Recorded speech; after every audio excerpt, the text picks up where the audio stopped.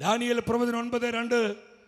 ദാനിയേലെ ഞാൻ ജെറമ്യ പ്രവാചകനെ കർത്താവിൽ നിന്നുണ്ടായ അരുളപ്പാടനുസരിച്ച് ജെറുസലേം നിർജ്ജനമായി കിടക്കേണ്ട 70 കണ്ടോ. ജനത്തിന്റെ ദൈവജനത്തിന്റെ അടിമത്തത്തെ കുറിച്ചും ദൈവജനത്തിന്റെ പ്രവാസത്തെ കുറിച്ചൊക്കെ പ്രവാചകൻ അറിഞ്ഞപ്പോൾ, കർത്താവേ അങ്ങയുടെ ജനം അടിമത്തത്തിലേക്കും പ്രവാസത്തിലേക്കും പോവുകയാണല്ലോ എന്നോർത്ത് ഹൃദയം തകർന്ന് ദാനിയേൽ എന്തു ചെയ്തു? 3-ാമത്തെ വചനം എന്താ പറയുന്നത്? അപ്പോൾ ഞാൻ ചാക്കെടുത്ത് ചാരം പൂശി ഉപവസിച്ച് ദൈവമായ കർത്താവിനോട് തീക്ഷ്ണമായി പ്രാർത്ഥിച്ചു. ദാനിയേൽ പ്രാർത്ഥിച്ചത് ദാനിയേലിന് വേണ്ടിയല്ല, അന്നത്തെ സഭയ്ക്ക് വേണ്ടി, തന്റെ ജനത്തിനു വേണ്ടി, അവരുടെ വീണ്ടെടുപ്പിന് വേണ്ടി, അവരുടെ രക്ഷയ്ക്ക് വേണ്ടി, അവരുടെ വിശുദ്ധീകരണത്തിന് വേണ്ടി ദാനിയേൽ പ്രാർത്ഥിക്കുക. 5-ാമത്തെ വചനം ഒന്ന് വായിച്ച് നമുക്ക് ആ ഒറ്റ വചനം പിന്നെ സമയം കിട്ടുമ്പോഴൊക്കെ വായിക്കണം. ആ ചാപ്റ്റർ മുഴുവൻ നിങ്ങൾ വായിക്കണം. ഞങ്ങൾ അങ്ങയുടെ കൽപ്പനകളിലും ചട്ടങ്ങളിൽ നിന്നകന്ന് അകൃത്യങ്ങളും അപരാധങ്ങളും ചെയ്യുകയും ദുഷ്ടതയോടെ വർത്തിക്കുകയും അങ്ങയെ ധിക്കരിക്കുകയും ചെയ്തു. ഇത് പറഞ്ഞ് ചങ്ക് പൊട്ടി നിലവിളിച്ച് മാപ്പ് ചോദിച്ച് ദാനിയേൽ പ്രാർത്ഥിക്കുകയാണ്. ഒരു ഹല്ലേലൂയ പറഞ്ഞേ. വീണ്ടും ദാനിയേൽ പ്രവചനം 10 വന്നേ. 2-3 വചനങ്ങൾ. ദാനിയേൽ പ്രവചനം 10, 2-3 പ്രവചന വചനങ്ങൾ ഉച്ചത്തിലെ വചനം വായിച്ച്. എൻ്റെ അപ്പച്ചന്മാരെ, അമ്മച്ചിമാരെ, എൻ്റെ സഹോദരന്മാരെ, സഹോദരിമാരെ, എൻ്റെ അനുജത്തിമാരെ, അനുജന്മാരെ, എൻ്റെ ബഹുമാനപ്പെട്ട സമർപ്പിതരെ, നമ്മൾ ഈ ഒരു ചൈതന്യത്തിലേക്ക് തിരിച്ചു വരേണ്ട സമയമായി. എന്തിനു വേണ്ടി? സഭയെ വീണ്ടെടുക്കുവാൻ.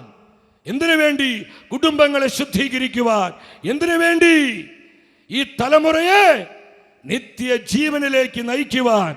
ദാനിയേൽ എന്ന ഞാൻ 3 ആഴ്ചക്കാലത്തേക്ക് വിലാപം ആചരിക്കുകയായിരുന്നു. ആ 3 ആഴ്ചക്കാലം മുഴുവൻ ഞാൻ രുചികരമായ ഭക്ഷണം കഴിക്കുകയോ മാംസവും വീഞ്ഞും ആസ്വദിക്കുകയോ സുഗന്ധലേപനം നടത്തുകയോ ചെയ്തില്ല. അവരവിടെ അതിലൊക്കെ ഫാസ്റ്റ് ചെയ്തു. അർഹതപ്പെട്ട സന്തോഷങ്ങൾ, ചില ഭക്ഷണങ്ങളിൽ, ചില സുഖങ്ങളിൽ, ചില സന്തോഷങ്ങളിലൊക്കെ നമ്മൾ ഉപവസിച്ച് പഠിക്കണം. ഇനി ഒരു ഹല്ലേലൂയ പറഞ്ഞേ. ഉപവാസം എന്ന് പറയുന്നത് ഭക്ഷണം മറന്ന് നാവിൽ ഉപവസിക്കണം. നിങ്ങൾ നാവിൽ ഉപവസിക്ക്, കുറ്റം പറയാതെ, പരദൂഷണം പറയാതെ, എതിർപ്പ് പറയാതെ, മറുതലിപ്പ് പറയാതെ. പ്രിയപ്പെട്ടവരെ, കർത്താവിൻ്റെ സത്യവചനം പറയുന്ന, കർത്താവിൻ്റെ സത്യമൊഴികൾ പറയുന്ന വളരെ അഭിഷേകപ്പെട്ടൊരു നാവായി നമ്മുടെ നാവ് മാറട്ടെ. ഒരു ഹല്ലേലൂയ പറഞ്ഞേ. അത്ഭുതങ്ങൾ നടക്കും. വീണ്ടും വിലാപങ്ങൾ 4:13 നമുക്ക് പെട്ടെന്ന് അതും കൂടി ഒന്ന് വായിക്കാം. വിലാപങ്ങൾ 4:13 എന്താ പറയുന്നത്? കണ്ടു. അവർ പ്രവാസികൾ പ്രാർത്ഥിക്കുക. അവരുടെ മധ്യേ നീതിമാന്മാരുടെ രക്തം ചൊരിഞ്ഞ അവരുടെ പ്രവാചകന്മാരുടെ പാപങ്ങളും പുരോഹിതന്മാരുടെ തിന്മകൾ നിമിത്തമാണ് ഇത് സംഭവിച്ചത്.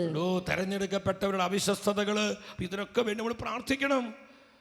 ഇന്ന് പല തകർച്ചകളുടെ, നാശത്തിന്റെ, പ്രതിസന്ധികളുടെ, പലവിധത്തിലുള്ള ദുർബലതകളുടെ കാരണം ഈ അവിശ്വസ്തതകളാണ്. അതീശോ ഒത്തിരി വേദനിപ്പിക്കുന്നു. മത്തായിയുടെ സുവിശേഷം 26-ാം അധ്യായം 38-ാമത്തെ തിരുവചനം. ആ വചനമെടുത്ത് എല്ലാവരും ഉച്ചത്തിൽ വായിച്ച്. മത്തായിയുടെ സുവിശേഷം 26:38 എന്താണ് നമ്മുടെ കർത്താവ് പറയുന്നത്? അവൻ അവരോട് പറഞ്ഞു, തീവ്ര ദുഃഖത്താൽ ഞാൻ മരണത്തോളം എത്തിയിരിക്കുന്നു. എല്ലാവരും എന്ന് പറഞ്ഞ സഹോദരങ്ങളെ, ഒരു 30 പേര് കേൾക്കുന്ന ഉച്ചത്തിൽ അതിന് ഏറ്റു പറഞ്ഞ് കർത്താവ് വേദനയോടുകൂടി പറയാ, നമ്മുടെ കുടുംബങ്ങളെ നോക്കി, നമ്മുടെ ബന്ധങ്ങളെ നോക്കി, നമ്മുടെ സമൂഹങ്ങളെ നോക്കി എന്താ കർത്താവ് പറയുന്നത്? തീവ്ര ദുഃഖത്താൽ